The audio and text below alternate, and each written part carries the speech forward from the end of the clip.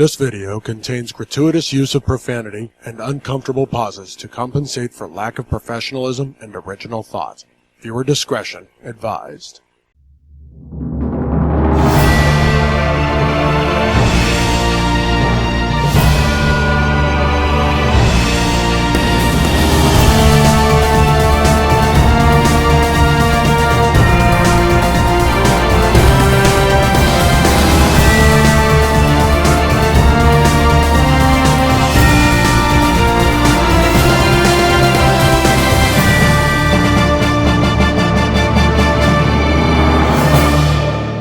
Coming to you live from Joe Biden's personal Lazarus pit, we bring you the Nerdy Manroom show with your host, Hassel and Monster. Monster, happy 2023, baby. First show of the year.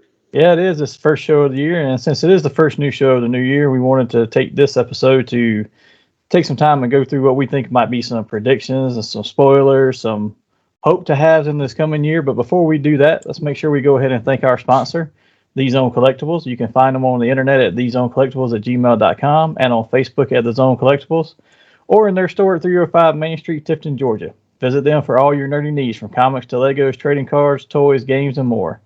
Help them support the local artist community by supporting their cause of bringing unity through community. Fandoms unite. And with that, let's go straight into Geek Week, Hassel. I know we both had some time off, and it's been the holidays, so I don't know how yours was. Mine was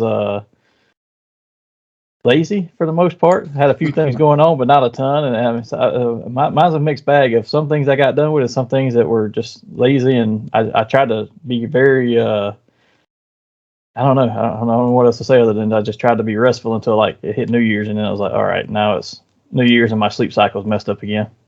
I got hit with the honeydew list myself. So it's one of those deals where I should have had time to do nothing and didn't. So why don't you do your Geek Week first then? All right, I'm going to kick off with something that I just saw this breaking news. Have you seen where Ms. McMahon has pretty much threatened the board of directors? No, I haven't. I haven't seen anything. I literally just seen it just before we come in here to record. Apparently, he has said he has expressed his desire to return to work since he has put the scandal behind him. Well, the board is pretty happy with the way things are. The fans are happy with the way things are. No one within WWE wants him to come back, which is sad because it's his son-in-law and his daughter. However, he has expressed various times that he is not happy with not being allowed to come back. And he has told them today, effectively today, that if he isn't allowed to come back as chairman with full say of everything, basically what he was before, that he will hold up any type of media deal they have. So anything they don't have, they're locked into right now, is fine. But when it comes time to renew their television, rights or the network rights, or if they try to sell, he's going to block everything. And he has threatened to possibly sell himself because he's the majority owner. Well, that's while you were talking, I did a quick Google search just to see, because I hadn't seen that, and apparently it's like from 50 minutes ago was the first thing that, and the headline, and I didn't read it other than the headline. It's just like he threatens to return amidst of a possible sale. So they make it sound in the headline like he's coming back just to sell it off, but it sounds like that might not be fully the case. Yeah, the one I read, it was, and like I said, I hadn't had time to check multiple places, so if I'm speaking out of turn, I apologize, but the one I read, basically he was threatening to do the selling. But if they tried to sell before he could, he would block any deal they done, basically. Yeah. The last time he threatened to come back, they dropped over $1 and like $1.10 on the shares. Oh yeah. Which doesn't sound like much, but the amount of shares that adds up quickly, and it dropped in one day just from him saying, just from him remarking to somebody he wanted to come back. Not even saying I am, just I'd like to. The day that he stepped down at jail, skyrocketed. Yeah, it's like 6 to 10% or something like that. Oh God, yeah. So that was breaking news. I just felt I had to add it into my Geek Week. Staying on the path of the WWE. Did you watch SmackDown last week with KO and Cena versus I fast forwarded through most of it, but I did see that part. Yeah.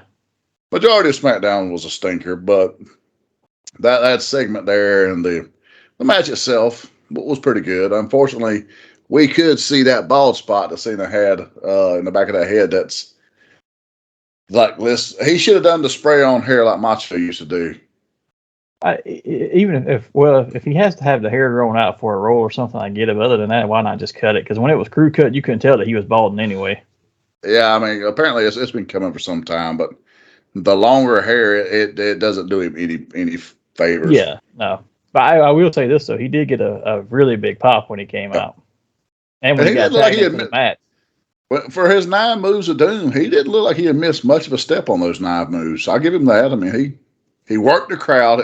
He's like Hogan. He knows how to work the crowd. Like him or not, I mean, he can work the crowd, good or bad.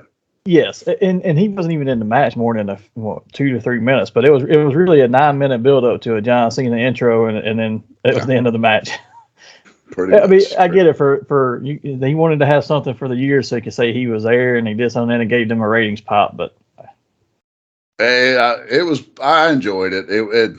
I went into Raw with higher expectations because of this, and you got what you expected. It was a deal where Bloodline Aaron destroyed everybody, and then Roman didn't even show, and then they led to a KO and somebody match. I forget who now, and so it was all just to further one storyline. But I will say that with stuff I saw on Raw, because again I fast forward through most of it anyway. But what I watched was actually much more entertaining than it has been in a while. I mean, it was. Oh, it's better than it has been, and I actually forgot. How about Charlotte coming returning and kicking Ronda's ass? I'm not a Charlotte fan by no stretch of the imagination, but I like her better than the Ronda character. I like her better, but what was the point of that? What's that going to lead to? It really did. It left them dead in the water on a lot of things because now that completely Charlotte can buried beat her, anybody that was going against Ronda too, because it's like, okay, nobody could beat her, and then she walks out there and beats her in less than a minute. Yeah, but now Becky's done said she don't want to face her at WrestleMania because apparently that was what they were working towards. Becky don't want to work with her at WrestleMania, and she said that she wants to work with Rhea Ripley and I guess Belair and Charlotte's the working plan at the moment. Yeah, it just completely buried everybody to me. And it's like you destroyed your entire division in one shot. And don't get me wrong, I think Charlotte is far better than Ronda, but it killed any momentum that their women's division had right there for that show. Yeah. Then at the beginning of this week, Georgia tried to give me a mini heart attack. As we watched the game, everybody's, all into that Saturday. And it come down to the wire. But I will say, we pulled it out because y'all's kicker sucked.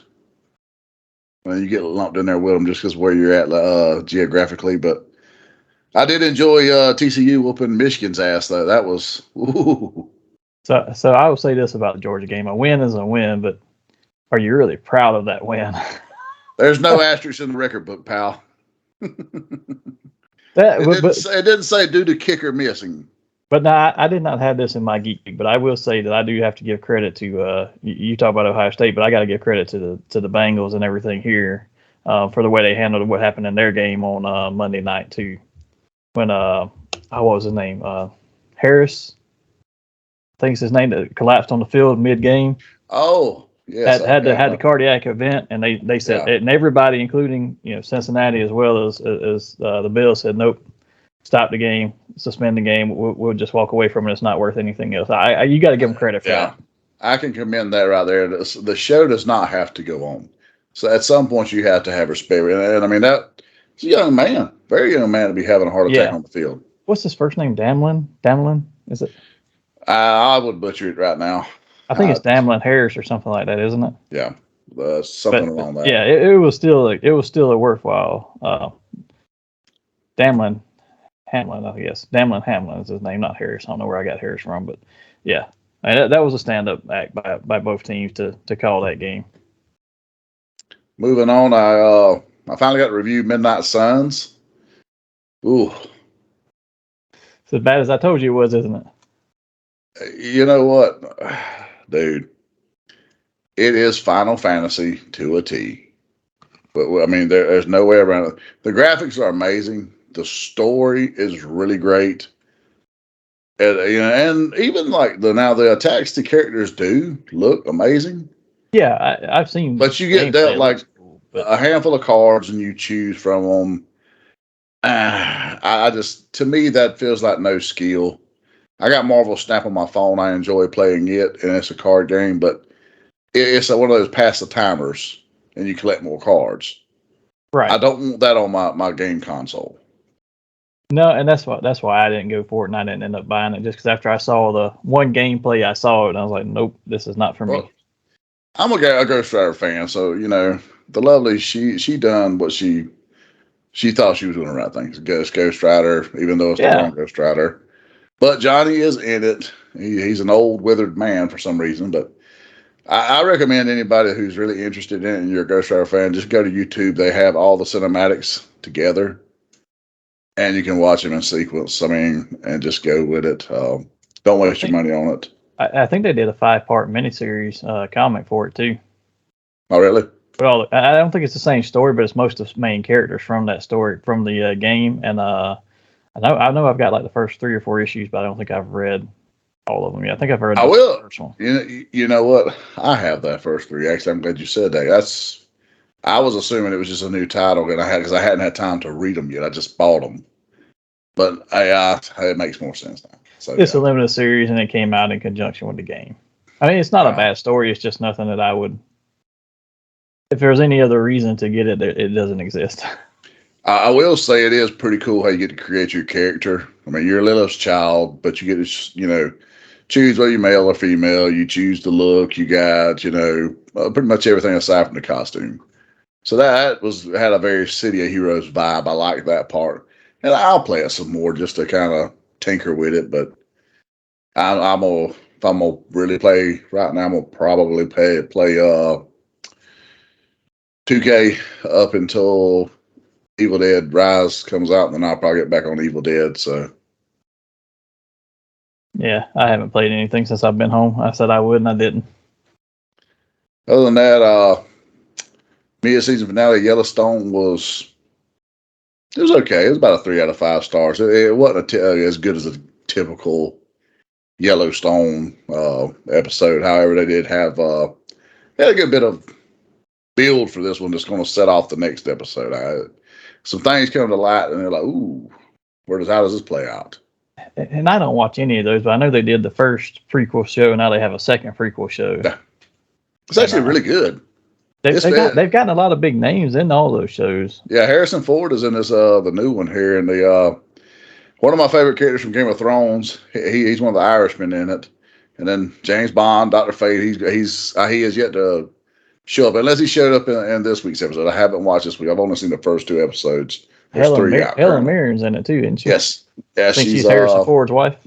Yeah, and it's more interesting enough. The storyline of one of the sons that's off in Africa is a little more interesting than what's actually going on in on the Yellowstone Ranch currently on there. So that's pretty cool. I mean, you would probably actually enjoy that one. 1883, I really liked it.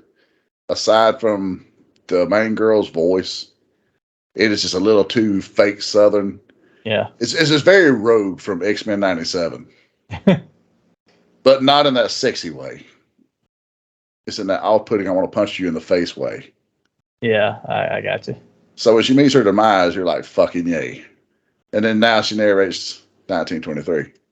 Well, I was looking because I was like, well, it's getting, and I know we haven't gotten into my stuff yet, and I'm not going to delve into too much, but I was like, okay, I'm getting caught up on some of my shows, so what do I have to watch? And then I looked, and Fear the Walking Dead dropped their latest season on Hulu, and it's 16 episodes, and I haven't started it. And then Walking Dead's final season drops on Netflix on Friday, so I've got to watch it too. I'm like, well, there goes all my extra viewing time because all my other stuff I'm caught up on, but now these are 2 series of hour-long shows of 16 and episodes or more, so that's all my free time. I completely gave up on those after Rick was written off. I watched a handful of episodes, and they kept time jumping, and I wasn't a fan of the time jump situation. But I have seen, like, YouTube does a lot of shorts, and it shows clips of certain, and some of it looks very good. I mean, I've heard really great things about some of the seasons. I lost a lot of interest with the regular series when Rick left. I will say this one, I've heard a lot of good stuff about, for this final one, but it's also the final one. But then Fear of the Walking Dead actually got better to me, other than killing off, what was her name, Madison? Well, see, that's when I quit watching it, because I got to be a huge fan of Madison, and then when she blew up the dome, or the stadium, I was like, I'm done. You're killing off all my favorite characters. I'm not invested enough in the boy. I didn't like the daughter. I like Alisar, the Mexican guy. But at the time, he's still been on there. And then what was his name? Strand. I liked him. He was still there. Yeah, he was pretty good. And Morgan came in, and when Madison left, Morgan came on the show as the main character, and I like Morgan. Well, see, I almost went back when I heard Morgan went over. And I think I did watch an episode or two, because I seen that cowboy type guy, and I seen a little bit of what they had going. But they were trying to cut it real cinematically different, and I was like, I just didn't invest. But it was pretty cool that, Morgan is apparently immune to the virus somehow. Yeah, I haven't watched any of this season yet, but I know he's still there, and then Madison comes back in this year.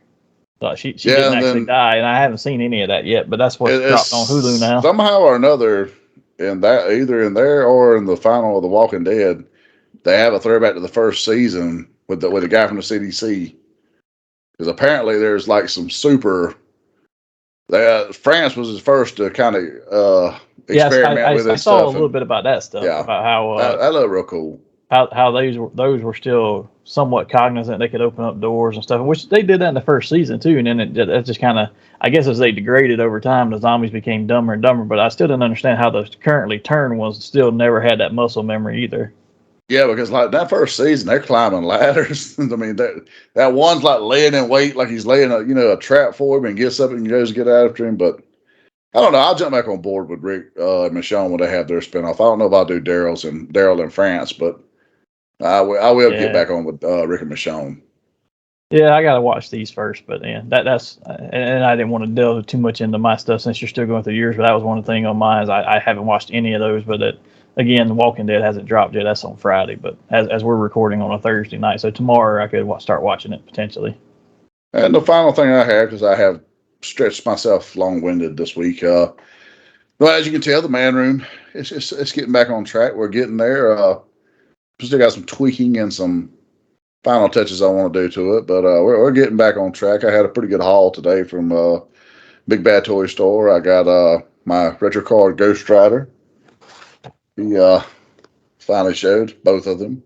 So this one was the scuffed front, so I'm going to open this one, and I'm going to probably have several unboxings I'm going to do this next week, and I'm going to probably upload them as reels or shorts on either on YouTube or the Instagram channel.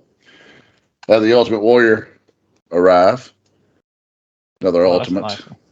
Yeah, that's the Mania 7 with him and Macho. That's actually a pretty cool piece. Mazarana arrived today. Both of her arms are intact, unlike a lot of people who I'm seeing is having brutalized left arms. Yeah, that's the first complaint I've heard about one of those in a while. I mean, the drop-down hips are always questionable until you get it out of the box and you find out. But I haven't heard too many complaints about hardly anything on that line in the last several months. I'm seeing left and right where people are opening her, and the first thing that happens is they get her out of pack and the arm falls off. So I have seen where it's next Friday, the 13th, the Tiger Force Recondo and Bazooka are dropping at Target next Friday the 13th, and then I got an email about that. I think there's 2 Python Patrol, or is it 1? It would probably have to be the Officer because the other 2 have dropped. Like I got the Bat and the Viper a few weeks back. Oh, and the Tiger Force Duke with the Ram Cycle drops. Speaking of things showing early, literally I got the email last week, so it should be probably dropping tomorrow for the X-Men outfit Wolverine Spiral. And then I got the email to just a while ago for Black Series Darth Maul that isn't supposed to drop until March. I got the email for my Darth Maul and my Grand Inquisitor, and then I got an email from Hasbro for the Ken and Cammy Street Fighter Power Ranger figures, which weren't supposed to be until April. And then I I haven't got anything on my Retro Wolverine, but I ordered him through Amazon, so that may be why. Well, see, on Big Bad, I got the email last week, and I was like crossing fingers because I had a whole bunch of shit kind of hit it, early, and I wasn't expecting it. But I'm curious of why a Spiral Wolverine hit, but yet we didn't get the Dark Phoenix, because they all three went on sale at the same time. Well, I think the difference is when they ship those retro ones, instead of shipping them in a case, like when you get a case of any other set of Marvel Legends figures, it's usually everybody from the wave is in that case, and there's usually one that's a short pack that's only one character, one version of that character, but the whole case might have two of everybody else. Retros actually ship as that single figure in full a case cases pack of each character. Yeah. Okay. So that's why they sometimes show up differently. I found that out at Target once because I went looking for some Spider-Man ones. I was like, "You got this one? Do you have the other?" They're like, "No, we just have a case of that one." I was like, "I thought they mixed them." They're like, "No, when these come in, these are just when they're in this card, when they're on those card backs, they put them in a single case of just that figure." I know one thing I have thought about, and I'm gonna have to do it because I ordered all those that come in the X-Men uniform, and I'm gonna probably unbox them to have them displayed, but I'm thinking I'm going to have to seek out a extra body of Gambit and put the Magneto Age of Apocalypse unhelmeted head on there for a Joseph. You could do that, or you could just buy another morph. Same outfit, and it's probably cheaper that way. Either way, I'm going to buy another one that I can put that head on, and then one of the glowy Magneto hands that come with the Age of Apocalypse Magneto. Yeah, I bought all those to do a display of those figures too, so I've got all those pre-ordered. But like I said, I got my Wolverine from Amazon, so mine hasn't hit yet. But at the same time, I only bought it from Amazon because I had points. So I was like, well, I need to go ahead and use those. Credit, they did make sure that the Wolverine was shorter, so you can't do it with him. But so with that, I turn Geek Week over to you. Well, since we were on this anyway, I have been very lazy about opening stuff. I've been home for a week and a half, but I've been like so tired from travel stuff. I was like, kept putting it off. So I still haven't opened Galactus. I still haven't opened my retro card, Ghost Rider. Still haven't even opened my Storm Shadow to put in my G.I. Joe shelf. But I did actually break down and open up my X-Transbots Ultra Magnus the other day and actually transform him and mess with him. And that's an amazing one. That would have been a top figure of the year, honestly. Just the way they did that. That looks really good. He's so much sleeker and more articulated than the official Masterpiece one, and he fits into the scale with everybody a little bit better. He's not just quite so bulky. I think the only gripe I had at all with just the pictures I seen was the chest piece, not having the clear pieces through here like the other version has. It doesn't, but I kind of like that better, honestly. And really? The way his chest opens the way it does in the show. That centerpiece raises up and then it opens outward, just like it did in the movie. Which I thought that was pretty well. But I gotta say, other than the articulation of that thing, the way they engineered it to transform, that's probably the best transforming one I've ever seen. That's not just a shell of Optimus Prime with a bunch of armor snapped onto him. Mm-hmm. Every little piece in there actually transforms into the figure, which the Takara one does too. But when you get to the back of the Takara, the cab just basically rolls over to unhide the head and sticks into the back of it like a backpack. Oh. This and the whole cab breaks down and actually folds up and transforms into the actual backpack for him. It's not just the cab hanging off his back. Okay, that's pretty cool then. Yeah, I mean, you actually see where the wheel wells and everything are on his backpack, and it's got a very sleek and snapped-in backpack. There's no big bunch of stuff just hanging out there. So I thought they did a very good job with that one. But that's really the only thing I've opened. I've got a lot of stuff here I haven't opened, and I've got, like I was telling you just then, I've got stuff in my pile of loot. I've got 4 or 5 items I haven't shipped, plus stuff that's supposed to show up. And at this point, I might as well just wait till everything's there. Well, I've decided a lot of these windowless packagings is what I'm going to open. I got the Ghost Rider. He's got a bubble, but I bought 2. But and I'm doing the same with retros. I'm buying 2 to open, except for like that Wolverine, because I just want him to build that team set. But like the box now, like I used to get those 3 packs. I would get 2 of those, 1 to open and 1 to keep closed. But I'm not even doing that anymore. It's not worth it. No, for the price they're at now, and you can see the box regardless, and you don't see the window and the figure in there. I might as well just put that box. It doesn't look as discard as it does a bubbled figure when you open. Yeah, you can still display it if you want to. Like so, the VHS Sinister and Scott Summers, they're getting opened. Cull and Venom, they're getting opened. So yeah, I don't blame you. That's kind of the route I'm going to, but. outside of toys, I did watch several things. I got to be honest, I caught up on all my TV, like I told you, except for Walking Dead stuff, and then spent a lot of time just watching Christmas movies and stuff. Even the romantic comedy Christmas movies, the Hallmark ones, just was not in a mood to watch anything. Like I love The Walking Dead, but I just did not want to turn it on and watch it. I was like, it's Christmas. I don't really want to watch people get eaten. I did, however, break down and watch two new things this past week. And I watched that Witcher Origin series that they have on Netflix now. It's only 4 episodes long, but that was actually really good. I'd have actually liked to see more of that. And with Henry Cavill leaving, I would have rather seen this actually be the show that they keep doing now, because it was actually very interesting to see how the origin started and then where they were going with it. But it's only a 4 episode series, but it was very well done. I didn't realize he had done 3 seasons of that. I only thought they had done 2, but he shot the third. The third's not on there yet, though. Okay, all right. See, then I'm not as far out of the loop as I thought, because I knew the second one was out and I hadn't watched it because I really enjoyed the first and I just hadn't got around to the second yet. The second one was really good too, but I just hate to see him leave. And it's not. This was telling years and years ago what happened, and before humans even existed in this world, because in this world elves were the dominant race. Okay. Before the Witchers came about, but the Witchers didn't come about till right here at the very end of the Elven world, and then humans. There was a convergence of planets, and it ripped open all these dimensional portals, and that's what dropped humans onto the shore of the Elven lands. And for people that are watching, I'm not smiling like a jackass for no reason. God rest his soul. Good friend of ours, Corey Lee. He was a huge Witcher fan, and he would always get to talk about Witcher at work, and he go, "I'm gonna fuck her with that Witcher dick," and I'm like, "What?" And it was he's like, and he just started laughing when he was saying it. And he said, "Got that Witcher dick." And I was just like, me and Josh both would be like, "What the fuck is he talking about?" Then we watched the Witcher show, and I was like, "Okay, I guess that was his thing," So. So that ties perfectly into the next thing I watched, though, because the next thing I watched was Weird, the Al Yankovic story. Have you seen this on Roku?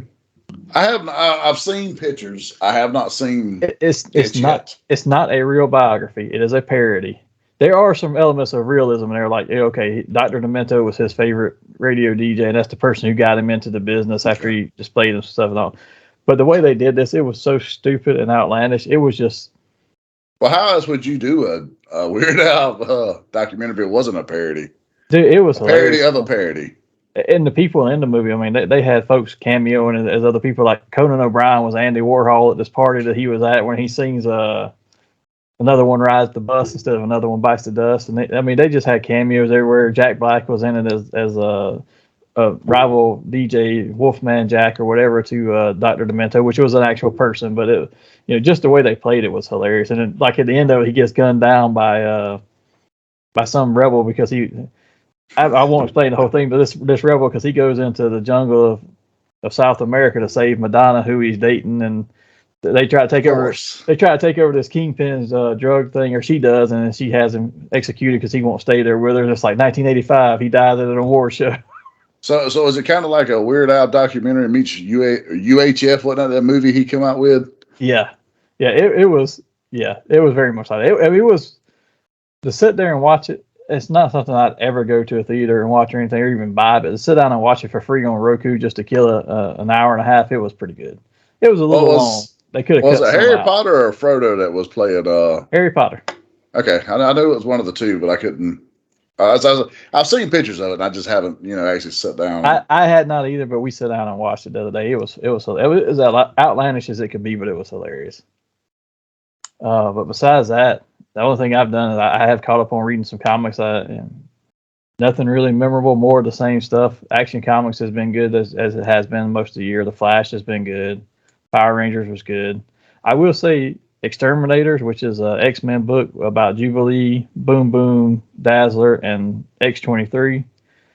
It's stupid and wacky, but it's a fun read. It's one of those you can sit there like, this makes no sense in the rest of the context of anything else they're doing, but it's funny.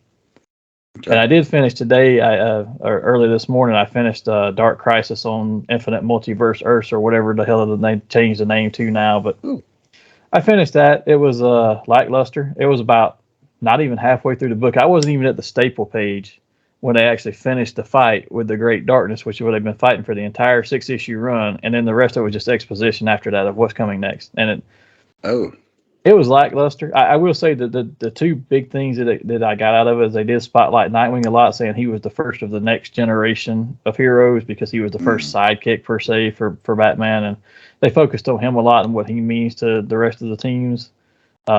And then there was a few nice moments between Barry Allen and Hal Jordan, which because they were the next generation actually written about, right? So after the 40s, then you had the era where you didn't have superhero comics when they came back. It was Flash and then Green Lantern, and they focused on those. And that was a nice little passing they were of the torch. First of the Silver Age that were kind of new additions. So that was a nice passing of the torch for that. But I mean, other than that, it was just another crisis that didn't really mean anything to him at the end of it. And with that, that was it for my Geek Week. So we will move straight ahead and straight to the focus topic.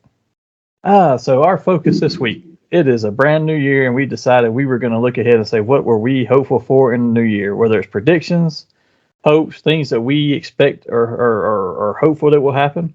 Some of them we have an inclination that it might happen. There's some of these that have already been confirmed, some that have not, and some that we're just kind of putting it out there in the universe and hoping somebody hears us and takes note of it. So with that, I think you have more items than I do this time, which is perfectly fine. But because I was struggling a little bit. I got through a few of them, and I was like, all right, I'm frozen now. So I'm gonna let you kick us off and go through your first. How about you do your first two, and then I'll come back in. That way, that'll catch us up a little bit because I think you're right at 10, and I'm around 7 or 8. Yeah, and my first two won't take very long because the first one will be happening this Monday night when our Georgia Bulldogs repeat and become back-to-back national champions. Go Dogs! So that's my first one for just gotta be, and that's actually Monday night. It'll be a great game either way. But is that 2 years of undefeated, or will this be the only undefeated year? They had one loss last year, right? We had a loss last year. We did not have a loss this year. So because we lost in the SEC championship game last year. We didn't. We won the SEC. We were completely undefeated at this point. But it'll be the first time Georgia has ever went back-to-back as national champions. I mean, the last team to do so was Bama. There's only been a handful of teams ever done it. Bama being one of them, unfortunately. So y'all could roll these nuts. But so I do give my hats off to TCU though. They're a great team. They put a lot of heart in. They beat Michigan. So Ric Flair, I don't know what bandwagon he's jumping on now. But woo! So moving on to my second one, I'm just excited for Atlanta Braves baseball. Kicks back off in April. Baseball in general, I'm a big baseball fan. Was not happy to let Dansby Swanson go, but it's the nature of the beast. It's a business more than anything. So where do you see them falling at this year? They've got a chance to make a run all the way. I do think we're going to at least go to the second round of the playoffs is what I'm expecting. Anything less of the second round of the playoffs is going to be a disappointment for the Braves this year. Well, with that, I'll give you my first one. My first one was this is more of a prediction than anything else, but I think DC Comics is going to reduce their regular offerings to anthology style books. I heard this last year, and I noticed that as far the more and more the year went on, the less and less regular monthly titles they were producing. Mm-hmm. They still produce a ton of Superman and a ton of Batman, but like there's no Green Lantern regular title. There is a Flash.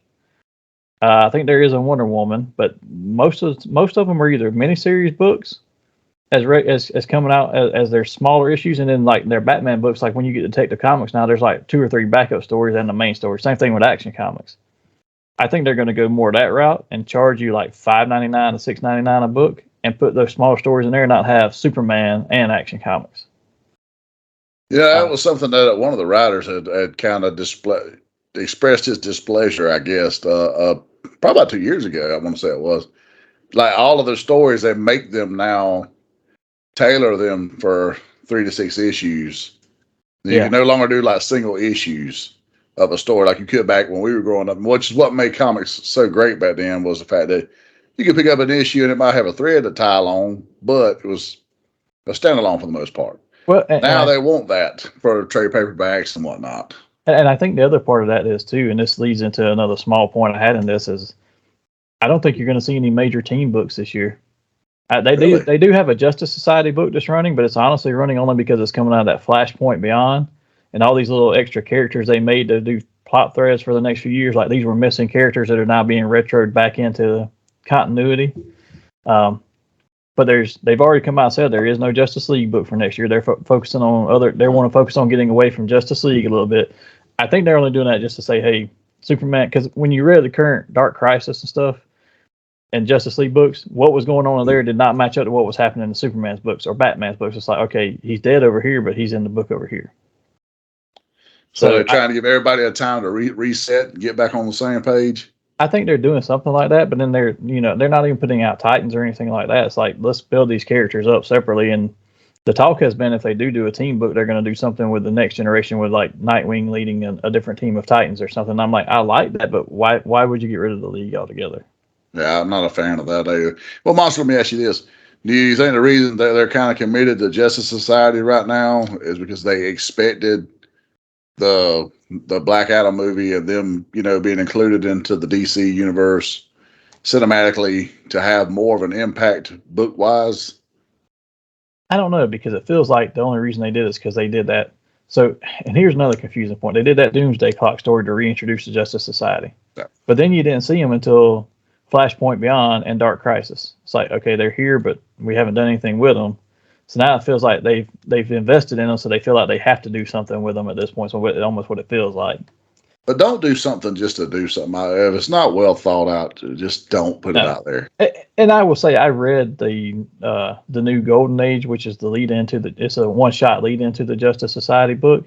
It wasn't bad, but at the same time, I don't need you to go back and retro in a Red Lantern from the 40s and say he was there and he was Green Lantern's biggest enemy, because I don't need that. Just make a new character. Yeah. Jay Garrick's lost daughter, who was mentioned one time way back when in the middle of the Silver Age, and now she's a character who was taken out of continuity and stuff, but being put back in. I don't know. I'm not as big a fan. Maybe it'll turn out okay, but right now I don't have high hopes for it. But I will tell you that for me, who orders a lot of books, I only order 3 regular monthly titles from them, which is Action Comics, Superman, Son of Kal-El, Flash. And I take that back, 4 books, because I ordered that Tim Drake Robin, which was atrocious artwork. Great story, but terrible, terrible, terrible art. It's worse than Bacalo's. Ooh. You take that back. That's terrible. No, it's worse. I don't know who you just smited, but that poor bastard must be awful. Well, I can't tell what gender anybody in the book is. Like you just the way it's drawn, and I get it that we have a lot of that stuff now, and I don't have a problem with that usually. But it's like this, and I can't tell if Tim Drake is a woman or a guy the way they draw him. I mean, it's everything is that bad. It's like everything just runs together. I can't tell where one person is, and the background scenery starts. I feel like I'm just gonna have to Google this when we get done recording tonight, so that I can pass my judgment. Believe me, it's bad. But with that, what's one of your next ones? I'm excited for Kang the Conqueror to make his Marvel Cinematic real debut. I know everybody's going to shit on it and say, okay, he was in Loki, but no, Kang the Conqueror was not. I'm really interested to see. I love the actor that plays the role. He's done a great job, and everything I've seen, leading into this looks really great. And I seen a teaser the other day where they're actually saying that this version of Kang has killed Thanos. Like, I guess from whatever reality he's from, or timeline he's from, he killed Thanos during the Infinity War. And they say that once it's explained in continuity, you'll be able to go back and watch Infinity War and the other one, and there's a point in one of the 2 movies where something happens where you see Thanos pause, and that's the point where it has supposedly happened. That's interesting. I hadn't heard that, and that's okay. That's got my mind running now. I want to see that actually. Yeah, that was really cool when I was reading up on that, because apparently him and the director were being interviewed on a press junket, overseas. They get all the cool shit first a lot of times. And they were questioning things like that, and it came up, and the director kind of had to grab him by the arm to stop him from saying too much. So yeah, you know, as fanboys, we will take an inch and run with 2 miles. So yeah, it's highly touted out. So I'm pretty excited for that right here. Yeah. I'll share another one of mine too, and yes, you see us looking at our phones. That's because I sent him pictures of that Tim Drake Robin artwork from issue 1. It's pretty bad. Ooh. I'm going to jump ahead to some toy releases now that I'm looking forward to. I am very hopeful, and I don't have any inclination they're going to do these right away, but I don't see why they wouldn't, especially with some of the figures they've already done. But G.I. Joe Classified has been pumping out a lot of good stuff, and I'm hoping for 3 figures in particular: Lifeline, a Quick Kick, and a Dial Tone. Dial Tone should be the easiest one to do because you just take Falcon and Flint and you redo them a little bit, give them a new backpack. You looked at that artwork, didn't you? What the fuck is up with their face and necks? I have no idea. That's what I'm talking about. You can't tell what is what there. It's like everything runs together. That's bad, dude. That's bad. Yeah. That's real bad. Story is not terrible, but the story is not good enough to keep me going on that one. Well, see, I'm shallow enough. The story can't be good enough for me to get past bad art, which is why I couldn't get behind any X-Men run with Botchalo. When he went on to Amazing Spider-Man for a short run, I hated it. Yeah. Couldn't follow it. I remember I wouldn't even read them. I would buy them because I was a completionist. But I would just run through there, look through it, just to see if I could mentally get enough of what's going on in the story, close it, and put it away. Yeah. So I won't dwell on that one too long because it was bad. But yeah, that was my next one. Though was just some G.I. Joe Classified releases, and I'm really hoping to see 3 of my favorite characters make it into the year, or at least tell us so I can pre-order them. I'd be happy with that. I would love a Dial Tone and a Lifeline. Those were 2 of my favorites. I still have the backpack. It fucking sucks because somewhere I have Dial Tone, but I can't find him. But I know exactly where his backpack is. I never had the regular one. I had the Night Force one where he had the talking backpack. I had that one. And they were painted with the black vest and all on his shirt. Back in the day, I had both versions, but I probably about 10 years ago, I went on a kick buying OG G.I. Joe's way premium price. And yeah, he was one of the ones I rebought, him and Gung Ho and the twins, a few others. Yeah. I try not to go back and buy too many old ones because they do get expensive quickly. Yeah. So what do you have next, sir? Well, I'm going to skip my next one and go piggyback onto what you just said, because X-Men Classified line was also, one of my hopes. And those 2 characters there, definitely. And I want to say it's already been announced, the regular Bazooka in OG colors. He's been shown in the regular colors. The renders, he's not up for pre-sale yet, but yeah. I have to have an Alpine to go with him, because them 2 was just like, peas and carrots, as Forrest Gump will say. They were a tag team to me. So I got to have an Alpine. I want the 91 Snake Eyes where he's in the blue. For whatever reason, that was one of my favorite Snake Eyes. I can see that being done because they every time they do so many figures and they come back to some old classic favorites, like they're going to do another Cobra Commander, they're going to do another Snake Eyes. I've seen enough customs online where people have took one of the first versions and easily made one, but I don't want a custom. I want an official one, yeah.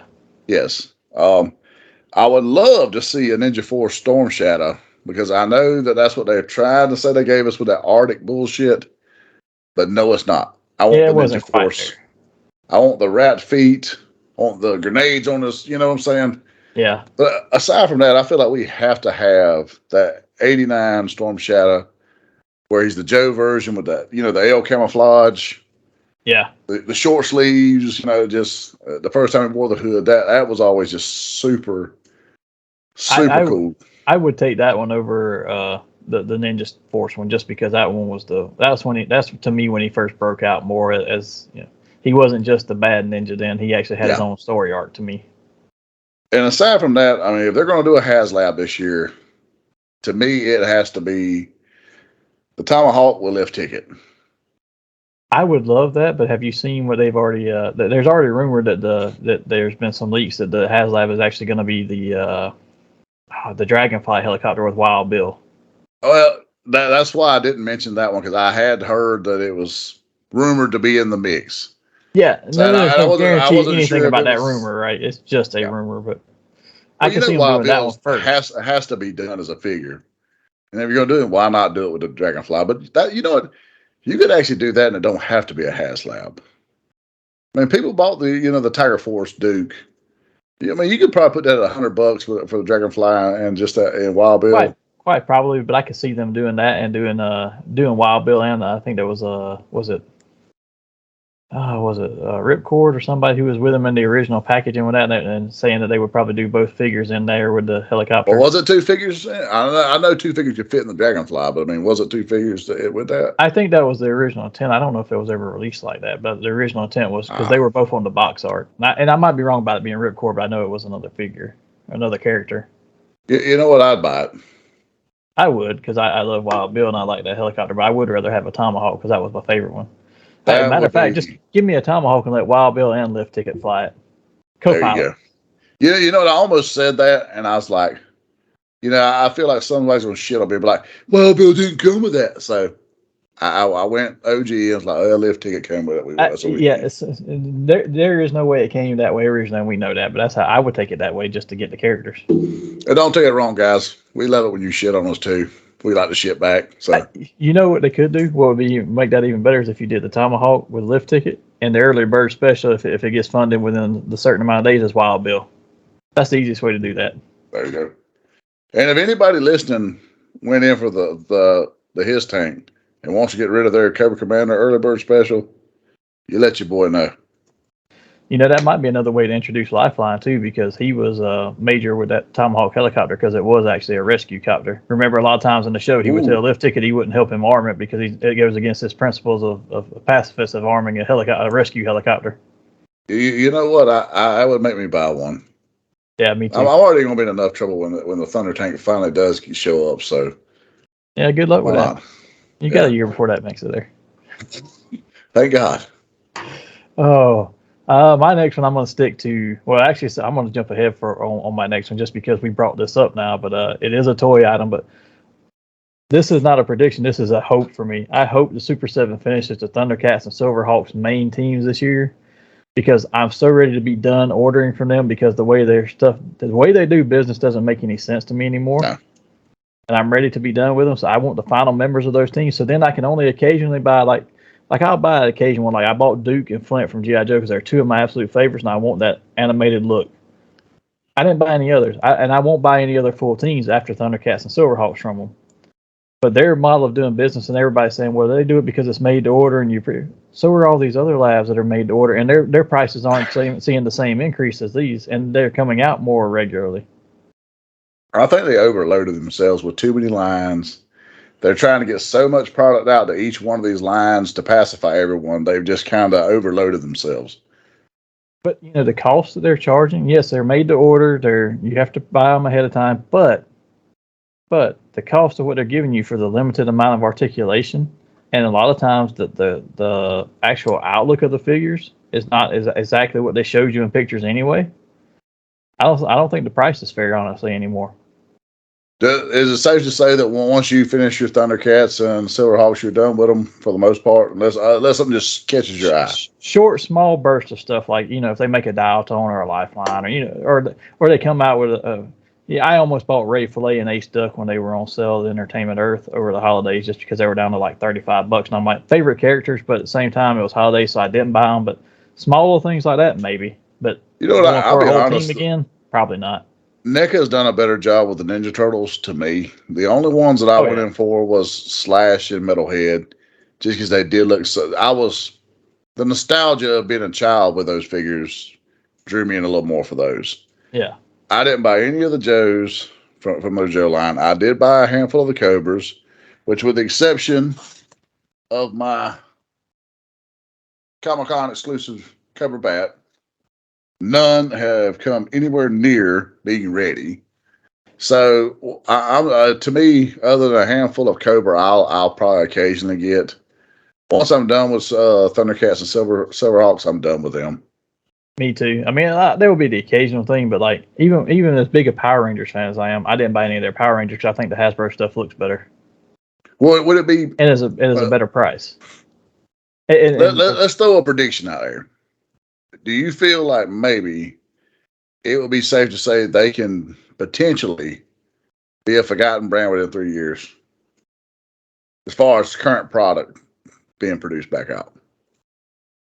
I don't know. That's hard to say because they do still make a lot of sales, and they do still have all their other items out there that they sell that sell pretty well out there, reaction stuff. Even though we don't collect it, they do sell very well. So I don't think they'll be a forgotten brand, but I don't think they'll be as popular and get as many licenses as they do right now. They basically peaked, is what you feel. I think so. With the struggles they've had with production and the pricing that they're at, I mean, let's take a look at Snarf. Snarf is a small. He's half the size of any of the rest of the figures, and they didn't pack that much extra stuff with him. Yeah. Why? Well, a lot of the shit they put in there with him come with Lino. Yeah. Like the sword and the dagger that comes with him. That shit came with Lino. Take that bat you held up, for instance. That bat, actually, when it went on sale and they were trying to clear out stock and they did their big Black Friday sale, they were selling those for $20. Yeah. $19.99. I paid full price like a dumbass, but. And they still had them in stock, even selling them at $19.99. I mean, how do you still have those? How did you not sell out of those if it's that big of a ticket item? Which I will say that for the Cobra line, I bought the bat because he has the OG red visor. I have yet to see a classified or a 20th anniversary or any of those with a red visor. I got Cobra Commander and I got Destro. Aside from that, no. Yeah, I went for Flint and Duke. I almost went for Doc just because they haven't done a classified, but at the same time, I'm like, well, I couldn't really open him and put him with my set because he's an inch taller than all the other figures. Now, I will say if they do a Slaughter, I will probably go in on Slaughter. But I might. It depends because at this point, I've got the classified Slaughter and I've got the Valorverse one. So I don't know if I'd go for another one. I have both as well. But I might well go for the trifecta. Maybe. And depends on what comes with him. And you got the version 1 Valorverse one, though, right? Where he's got on the jacket? Oh. No, it's the best in the tank top. Okay, that's the one I got too. Yeah, the jacket one just did not appeal to me enough. I was like, that doesn't look like Slaughter to me. No, I didn't go in for that one. I went in for the he has the gung ho vest for some reason. Yeah. To cover the wife beater. I think it was their attempt at not making him look so knockoffish. Yeah. And mine is autographed by the man himself, Yojo. Mine is not, but I still have it in the box, so I could get it autographed. And my fiance got put in the Cobra clutch really creepily that day. You enjoyed it. You know what? It was so funny because the look on her face, he's a little touchy. And the look on her face is pure terror. And I told her, I said, you'd have been a great heel. I said, because you sold that very well. She said, no, I was really scared. Oh, before we get hung up on that, let's move to your next one. X-Men 97. I know it's the fall. But this is our 2023. So I'm super, super stoked for X-Men 97. It gives me an excuse to go back and watch all of the seasons of the OG for the 400th time. Yeah. So I'm pretty happy. Yeah, I can't wait. Majority of the cast has returned. I think pretty much all of the big characters have returned from what I can tell. They're still living anyways. Yeah. I think there's a couple of them in the past, but I'm just going to feed right off of you then for my next one because my next one relates to that. But I'm hoping that with that coming in the fall, along with most of the people who were part of this Krakoa storyline have left the company under different reasons or have moved on to other books. The way they did the Fallout from Judgment Day storyline and everything else under this banner of Krakoa and this House of X seems to be winding down. I'm hoping that they get a return to pre-Krakoa status of here's the X-Men. They live in New York. They're superheroes. They fight for the world that hates and fears them. The resurrection is gone. Give me the Winchester School. I don't need this stupid ass island or whatever the hell it is now. They got that on Mars and every damn where. But I don't need all that. I want to get away from the death and return shit where there's no consequences. Do away with that. Yes, That's what made them a hero. You know what I mean? You and I, we're not heroes. However, we knew we were fucking immortal, basically, and that they could just take a scoop of our ashes and throw it in this little pot and bring us back. We probably would be. Yeah. You know, because it's like, fuck this shit, I'll bounce back. Gung ho, bitches. You go real Rick and Morty real quick. But no, because there's no consequences. So Yeah. give me Winchester School and that's it. Yeah. Besides, I just want to return to status quo for them and actually be a superhero team versus the storylines that they're giving us, which are like hugely vast. They're basically they're living in their own little world. They very rarely interact with the rest of the Marvel universe, but they're all over the place. I'm like, I don't need that. I just need my superhero team back. That's what I want to read.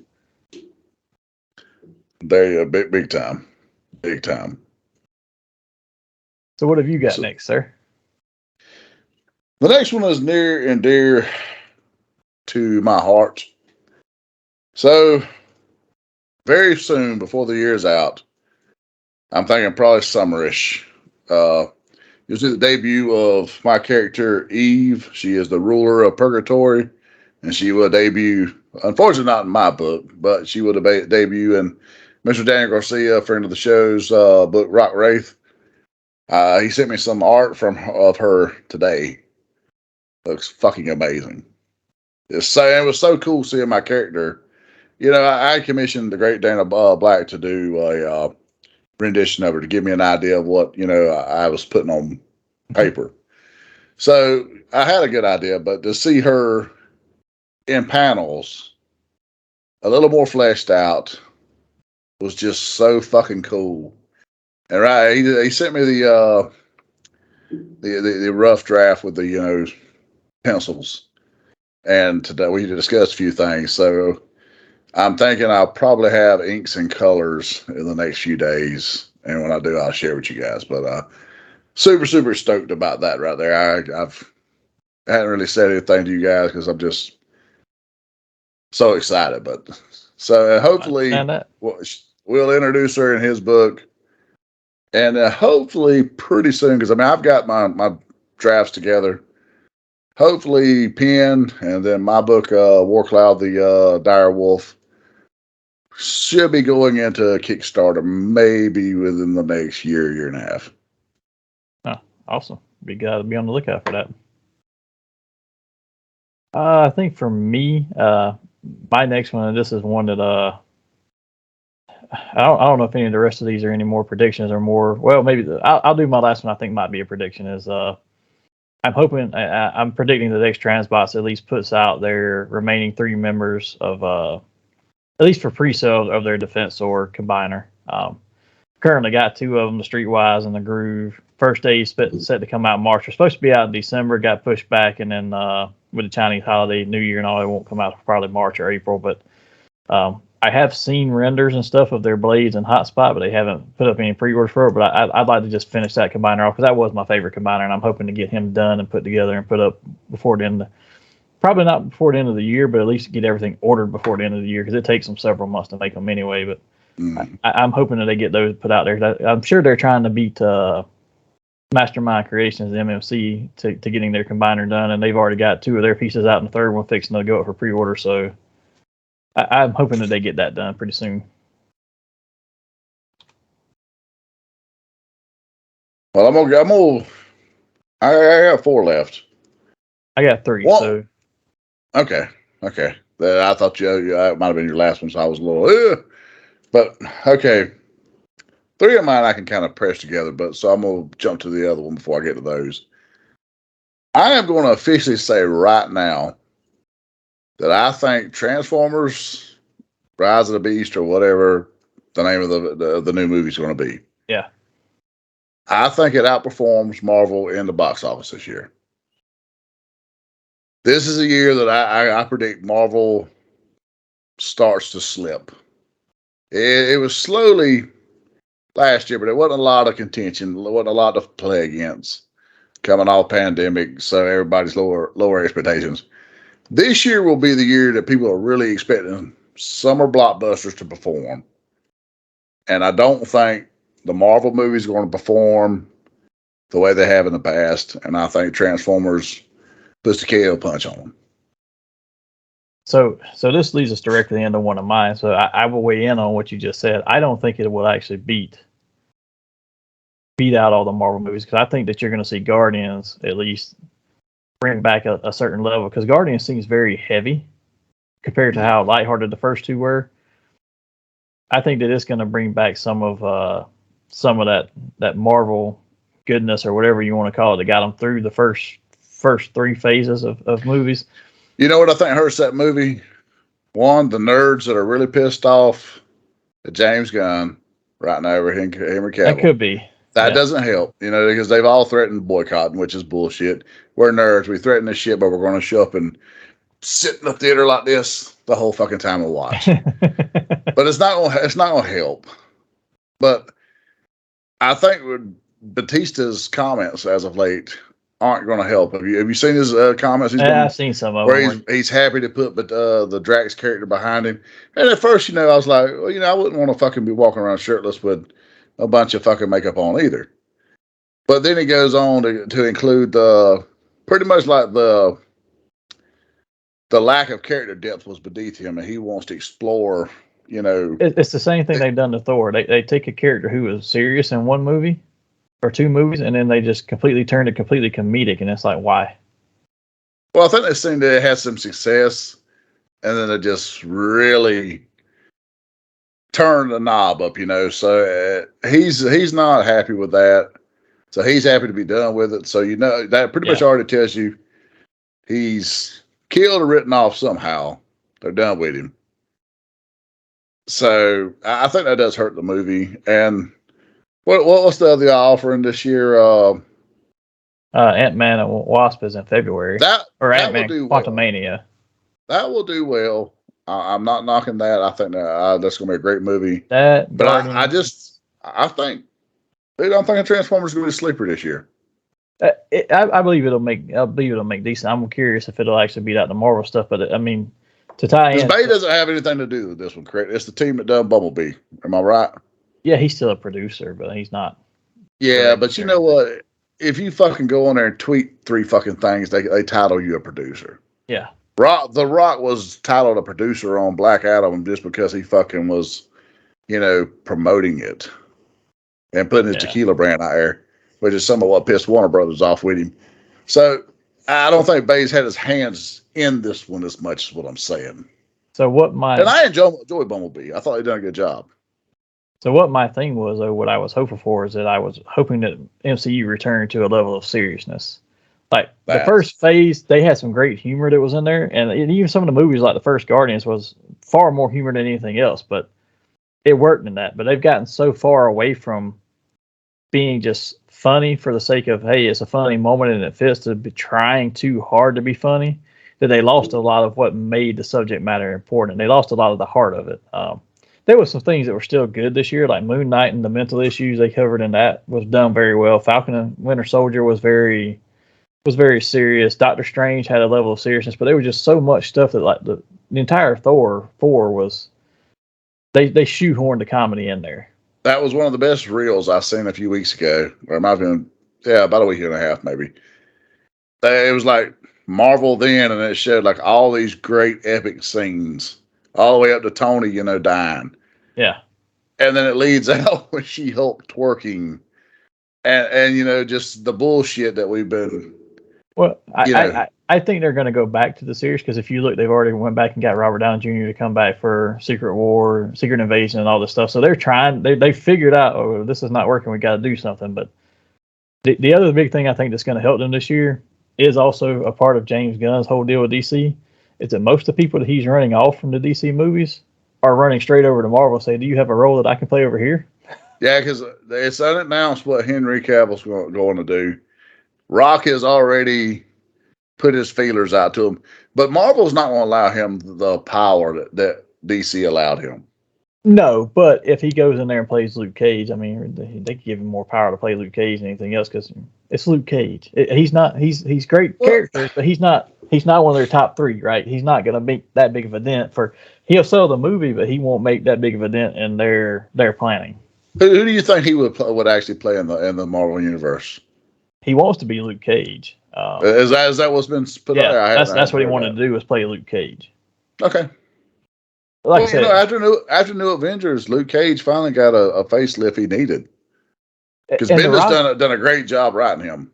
Let The Rock grow his goatee out like he had in Fast and Furious. He looks like he would be Luke Cage, and he could have a little more power in that movie and a little more say than he would in any other he would do with him. Because it's Luke Cage. Because they made him more than just a hero for hire after New Avengers. So that would be cool. I'm fine with that. Well, I mean, you've seen all that, but then you see, it makes no sense because then I see today where the WB executives are still wanting to go ahead with Ezra Miller as the Flash in the future. And I'm like, seriously? That was baffling. You kick all these other people out, but you keep this dude? This fucking train wreck you'll keep on staff. That made no sense at all, other than James Gunn had to see something that he wants. Or James Gunn is truly gullible enough to believe this fucking train wreck has put his demons aside. Yeah, well. Oh, with that, let's before we get ourselves in too much of a train wreck ourselves, let's move ahead. You said you got 3 left, I've got 2 left. So you want to do one of yours, and then we'll skip back and forth, and then once I finish, you can smash whatever you got left together. The simplest one. I'm excited for WWE 2K23. I mean, I thought they'd done a great job with the last one. I would superly love to have a Monday Night Wars version of this. That would be the coolest thing ever to me, to actually really have a story mode in there that is true WCW, WWF, and you pick your brand with your legends, and you go at a Monday Night War, replace some of the more iconic moments between the two, the tipping points back and forth, and then have maybe a invasion part that you can make, that's customizable, so to speak, so that it and Diamond Dallas Page and the Dudleys and Canyon, who better, versus the All-Star Squad over here. That would be an interesting one. I haven't seen anything on the 2K23. I haven't even looked at it. Well, they haven't announced anything, and that's why I was like, I'm gonna buy it no matter what. But I just like, what, they hadn't put anything out there. Why not put my idea out there? Well, while you're putting that out there, I'm gonna throw in my my next hope. This is by no means a prediction, and this is probably the one out of all my stuff that's probably going to be the least likely to happen. But I would like to see WWE actually build some new main event level stars, because they are lacking. There is nobody right now who can challenge for that title that can walk away with it, and it makes sense. I mean, even Sammy, with the story he's got, does he really can realistically beat Roman Reigns? No. How bad are they hurting right now with the fact that Randy may not? It was said that he may not wrestle again. That his back is that bad. But then I seen something the other day, yesterday, where they're touting trying to have a career versus career match with him and John Cena at Crown Jewel in February. So I don't know which is actually legit. AJ Styles' broken ankle just before the fucking Rumble. Yeah, he's gonna miss more time. And you know what? I don't know what his longest injury was, so I don't know if maybe this is a little bit of a work when he says he's gonna miss more time than he's ever missed before. Because hell, he might not ever miss more than 6 weeks before, and he may miss 8 now. I don't know. But they couldn't afford to lose him, because now what do you do with the OC? Gallows and Anderson are fucking worthless, because they're not going to book them as a top tag team, which they are. And if they would book them properly, you could do a lot with them. But they don't. They've just paired up the chick. They changed her name to Mitchin, and that's your OC now. Yeah. My hope was with Triple H taking over, because he's been trying to put new people in there and start trying to build people. I will say that I haven't seen anybody really be that successful so far. But I would hope that he would start trying to push that, because he's got to be looking to what's the next 10 years look like. You know what? I would think that now is a time for Breakker to make his jump from NXT to the big brands. And I'm not saying straight into a title. That's not what I'm saying. I would like to see him at the Rumble. He shows up at the Rumble as a participant, has a good showing. He gets eliminated, of course. And then him show up on Raw or SmackDown, either one. Probably Raw right now because SmackDown is all about Roman. So he's going to be overshadowed really easily. Show up on Raw and say, look here, I done the Vince McMahon line. I tugged and done what I was supposed to do on NXT. My name is Bronson Steiner, and I'm here to represent my family. You know who the hell I am, and I'm here to kick ass. And that's all he has to say. You have a star in the making right there. Well, Don't put him in there with anyone to expose him, and give him a good solid run up to Mania, to where maybe at Mania he might be ready for a U.S. title or Intercontinental title, something like that. They've got to do something because there's some people who are starting to get over, like Sammy is over right now, but yeah, and Kevin Owens isn't far. He's been over. He's kind of lackluster to me right now, but he's been over somewhat. Seth is very over with the crowd, but I mean at the same time, none of them Seth are really is a great challenging. entrance.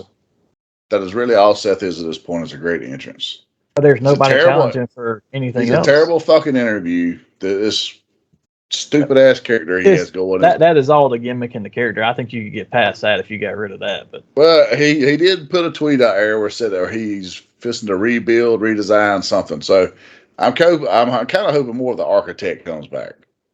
I mean, I see him trying to do more with more people, but but then they've got something they're wasting, like this whole thing with Walter Gunther, whatever his name is, him versus Braun Strowman. You had a guy who could easily be built up as a great wrestler and an actual threat to some of the bigger guys, and you do nothing with him. Well, I think that's the preparation for him and Brock at Mania is what I keep reading everywhere. That's their big build is, and I don't see Brock coming back at Mania to do the job for Gunther. Yeah, I just don't fucking see it. So I don't know. But I mean that would elevate the Intercontinental title. Win, lose, or draw, whether Brock wins it or loses to Gunther for the Intercontinental Championship. That would definitely elevate it back up because getting wins over fucking Ricochet ain't doing it. I'm sorry. Ricochet's a hell of a hand. He is not star power. He's not ever going to be your next big thing. He's a Dolph Ziggler. He's a good hand. You can depend on a good match out of him. The fans will kind of boost up around him. But they're not going to buy his shit. They're not going to believe him as a main event. And he's only good when he's against people that are bigger than him, and he's playing the underdog babyface. When he's going against somebody else who does the same moveset as he does, he gets boring very quickly. You know who he kind of reminds me of? Ricky Morton. He has that. I mean, he has that like if you got him against a monster where you like, oh man, you feel terrible for this guy while he's getting his ass kicked, and he makes a good comeback. But like if he were against a Rey Mysterio or even a Dominic Mysterio, you're like, who gives a shit? Yeah. Yeah. Well, with that, why don't we move to your next one? I'm thinking this is probably not a prediction. It's a spoiler. Cody Rhodes bringing the Winged Eagle back. I know you're not a Rhodes fan. I get it. But Cody is over as fuck with the fans. He is.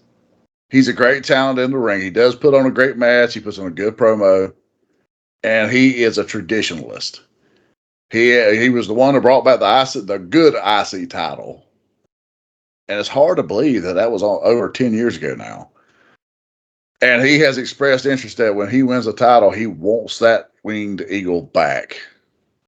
My only question is that this year or is that into next year? Because I wonder, because by the time he comes back this year, he's not going to be at the Rumble.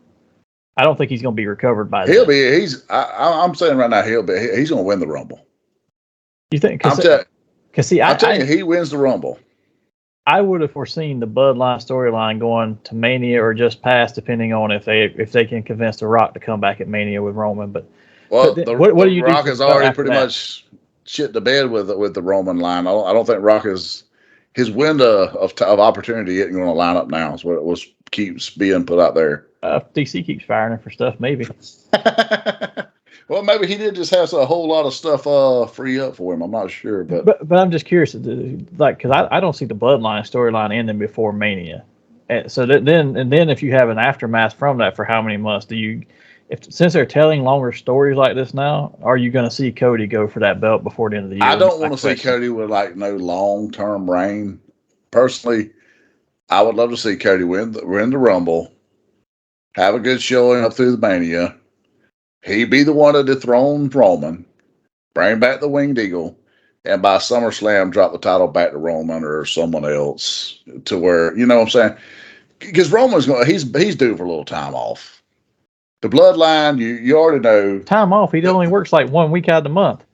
Yeah, but he's going to take time off. He's like, well, towards the end, HBK. After Mania, you knew you weren't going to see him again until just before SummerSlam. So, and you know they're going to make the Usos drop the belts. They've held them for too long. So they're about to drop the belts. And hopefully, I hope it's not to some bullshit jam together tag team like what it's appearing to be with McIntyre and Sheamus. Sheamus, yeah. I'm hoping that's not the case. I want it to be a legit tag team and put them over. But they're going to drop the belts. At Mania, I see all of the bloodline losing all the belts. Sammy turning face. For what it's worth, I don't think Sammy's going to make it as a face on his own. What's got him over is that dynamic he has with them. And then by SummerSlam, everyone coming back together, the bloodline powerhouse back. See, I would actually rather see. I know they've been building the Sammy, but I would rather see. I could almost see Solo being the one to turn on the rest of them because he looks so disgusted with him the whole time he's with him. He's like, "Why am I even here?" You know, that's part of his charm. That's the Umaga in him. That's like really, he's winning me over more each week. I like it, but he just looks like, "Why am I in this group? Why am I not on my own?" Well, you could tell against Elias this week, he is still very green.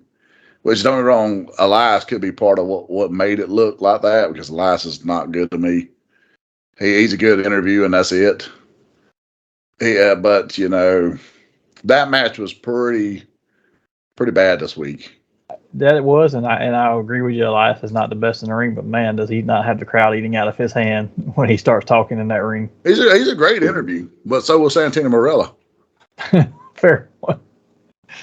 Oh. So to keep us moving here, I'm going to jump to my last one. My last one is a hope, and I don't know if I can say it's any kind of prediction, but we've got the Power Rangers reunion this year for the 30th anniversary.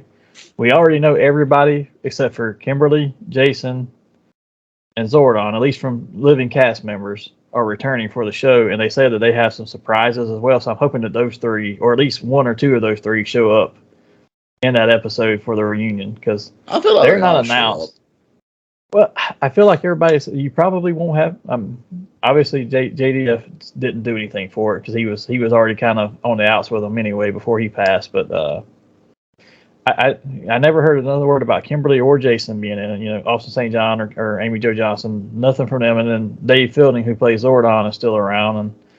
And they keep saying they've got more surprises in store for us. So I'm wondering, are those three going to show up in that episode? Because all the rest of the Mighty Morphin ones are there. Both the original and replacement Rangers. Do you know how much of if they show up as a surprise, that's going to spark rewatches on the streaming, buying the box of the DVD, you know, the YouTube, whatever. But as Zed's the bad guy, you almost had to have Zordon. So I think they're making a big pitch at that you just don't realize. And you know what? I would not be surprised one bit if JDS family don't whore out his image and somehow or another have a green specter in the background that looking over him smiling, like some old footage of him like smiling down on them, like them justifying saying this is closure for them. Well, I mean because they're doing, since they don't have Twee Trang who played Trini, they're doing her daughter as being with them. I mean, so maybe they'll do something. They did the Soul of the Dragon book where he had a son that was a Ranger. Yeah. That'd be interesting to see. I'm really excited to see what they do. I hope it's not just a 30-minute episode. I'm hoping it's a 40-minute to an hour long episode, and they do 45 to an hour, and they do actually something with it. But sometimes they do well with their crossover and their anniversary episodes, like the 10th anniversary one with all the Red Rangers in it. Sometimes, like the 15th anniversary one, it was a joke. Like, oh, we had people show up. That was the end of it. Pretty much. But with that being my last one, I'm going to shoot it over to you. This is your last one, right? This is my last one. It's a short one, but it's a great one. It's been rumored. There's a whole lot of Instagram chatter. The return of Stone Cold. He's already done the return at Mania. I'm thinking if he returns, it's not going to be at Mania like everyone's kind of expecting. He's number 30 at the Rumble. And he shows up and just whoops some ass. If Cody doesn't win this, I think that's the only other option you could go with to the fans don't fucking riot. He could show up and still lose, and it wouldn't matter. I mean, but how cool would it be, though, honestly, though, if at his age, the shape he's in, he looks fucking great. Everybody's expecting him to show up at Mania. That's just pretty much a given. They're expecting it. He's saying he just got tired of the way he looked. Bullshit. You've been offered enough money, your ass is coming back. No one expects him to show at Rumble. That glass shatters at the fucking Rumble, dude. The roof will blow off the Alamodome. And it's in San Antonio. So it would just make sense for him to show up there, arrive, kick ass, win. And you could have some really great storyline to where, you know, he challenges for the title, but maybe Cody wins the Elimination Chamber. WWF Championship, Universal Championships. One night, two night. Could be. Be interesting to see. And that's the bottom line. So let's move straight into our nerd out then. For anybody who hasn't seen us before, this is where we ask random questions about the topics of the day and respond with no prep time. If you want to provide your answer and you're watching this on our YouTube channel, feel free to do that in the comments below or on any of our social media. We'd love to hear your input on our nerd out questions. Whether you agree with ours or just want to expand on it or throw in your own, we'd love to hear from you. So Hassel, I know you've been going first all night, so I'm going to let you go first on this one again too. Dirty rat, you. I don't have anything prepared, honestly, so I won't go with this. Since we've been pretty WWF or WWE heavy. Who is your prediction to win the Royal Rumble this year? To win the Rumble, I say you make Sammy win it and then put him against the button. You put him having to either give it up to Roman or that's the reason they have to fight at Mania. That could be compelling TV. I hadn't thought about that, but that could be. Wow. I can't see anybody else. I mean, the only thing about that is if he wins, he has to lose at Mania. I never want to see Sami Zayn win a major title. I mean, don't get me wrong, he is very fucking entertaining to watch, but he's comedic relief. And he's nothing more. He's a good hand in the ring, but he's not WWE champion material. Yeah. It's just not. But that would make some great television building up in the Mania. Yeah, so I could foresee him losing to KO to continue your storyline. I can see him losing to KO in a number one contendership match. And then Roman and them turning on him because they thought he'd done it intentionally. Sammy and KO unite against the bloodline leading into Mania. KO dethrones Reigns. That would make a little more sense to me than Sammy. Yeah. Just because I just don't. I don't see him that way. I don't really want to see either one of them win the belt, but they have been the most compelling storyline out there. Yeah. So who do you got winning the Rumble? You already know Cody. The American Nightmare all the way. Unless Stone Cold arrives. If I hear some glass shattering, I want to shit my pants in my living room and it's going to get ugly in there. I'm just curious if Cody's going to be recovered in time. They were saying 9 to 10 months. I mean, it still hasn't been that long just yet. It was probably 2 months ago. He said that he was ready to go then and that he had healed. He was progressing better than what he thought. And the doctors wouldn't tell him because they knew that if they told him, he'd try to get back in the ring then. And they started airing the vignettes, on New Year's. And they played it again this past Monday. So I'm thinking that's the seeds planted for him to, kick it off at the Rumble. That might be. So He's rumored to be number 2, actually. Seth won him too. That would be great. I don't want another match with him. And I've done a. no, Unfortunately, I wouldn't even want them back to back because I don't want to see them go for a few minutes by that themselves. would be pretty cool. That would be so he gets closure. Then maybe a match with them 2 on Raw, but I don't want to see them at a major pay-per-view again. Yeah. So my question for this week is, give me your biggest surprise prediction for the year. Something that we haven't talked about that you think is going to come true. Or let me rephrase that. I said that backwards. Something that you don't think is going to come true, but it would surprise you if it did. I stated the question wrong, so let me fix that. Okay. CM Punk returns to AEW. Oh, I don't see that happening at all. Well, he's done some things on Twitter that are viewed as apologetic for him. That they think that Dax Hardwood's trying to play peacekeeper between the office and him and the boys. Dax has got himself in some hot water with the boys. So it would be hard for me to see it, but because Chris Jericho went out of his way to say it'll never fucking happen. But what if this whole thing's been a fucking work? Yeah, well, might be. For me, the thing that would surprise me the most is if DC Comics actually gets back to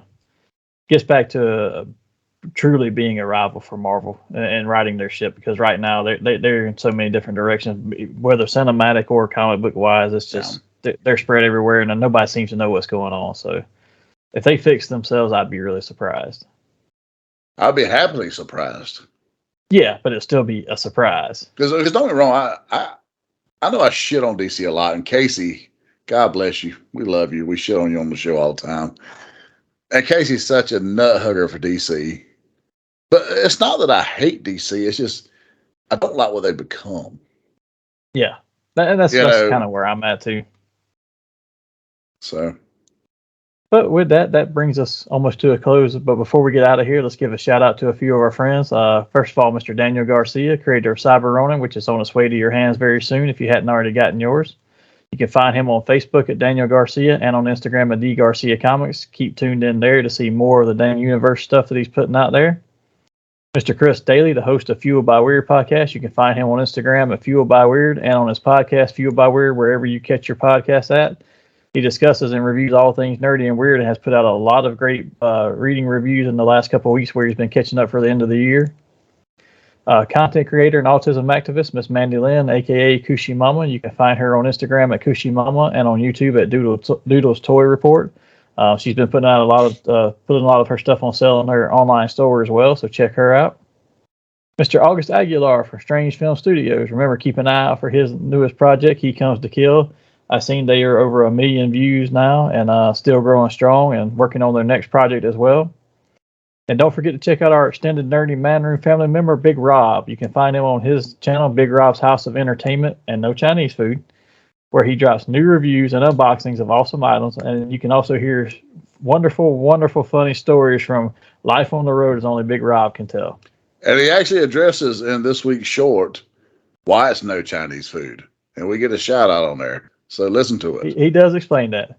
And remember, while you're checking all these out, don't forget to check out our sponsor, The Zone Collectibles. You can find them on the internet at thezoncollectibles@gmail.com and on Facebook at The Zone Collectibles, or in their store at 305 Main Street, Tifton, Georgia. Visit them for all your nerdy needs.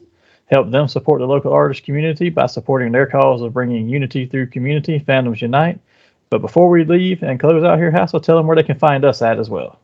You may find us on Roku TV now, obviously. You can find us on YouTube. Like, subscribe, share, hit the button, hit the bell, and get the notifications. You can find us on the Facebook at Hassel Hutchison via the Nerdy Manroom Show, Instagram, the Nerdy Manroom Show, and on Twitter, Nerdy MR Show. And with that brings us to a close today. But join us here next time. We're going to give you our take on a DC-centric Power Rangers universe. Until then, live nerdy and have a happy 2023.